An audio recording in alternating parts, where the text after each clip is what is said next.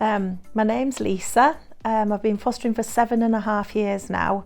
When I first started fostering, I was on my own. I was a widow and I wanted to do a job where I could work but not have to really leave the house, so I would still be around for my own birth children. I had a really close friend who was a foster carer, and I used to go to her house, and because I was at a loose end, I guess, in the day, and I used to help her with her children. And it was always something that I'd thought about doing, because my own nephew was fostered and then adopted years and years ago, that maybe I could be a respite foster carer. So I started the process. Somebody came to my house to see me, and it was a bit daunting, and I was on my own as well, so I did wonder if that would be okay. I had a partner, and he wasn't assessed, but he was included in the assessment. They spoke to my children, and it wasn't a very long process at all. And while all of this was going on, my friend, who was a foster carer, already had my 3 children placed with her as an emergency, and they didn't know what they were going to do, they didn't know what the children's futures were going to be, but it was likely that there were going to be one child on her own.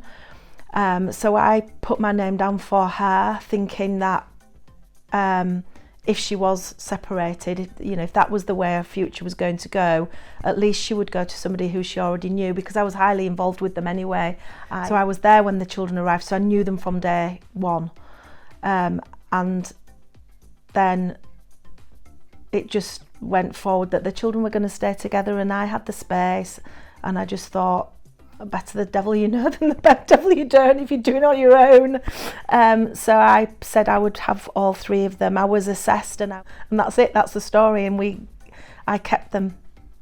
Yeah, I had the space, and I also had a really good support network. As I said, my daughter's a teacher, so she has got some quite good training, so she could help. My son works in social services settings. That's my middle son, so he had a really good understanding as well, because obviously when these children came, they don't just come as a happy little rosy group, they came like little wildlings, and it was hard work. It was really hard work, but we loved them, so we kept them, and we've still got them. And 7 years later, I've got one at college, I've got one in year 9 at school.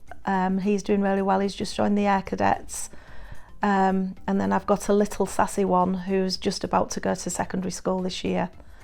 So yeah, fingers crossed we're doing well as a little band together.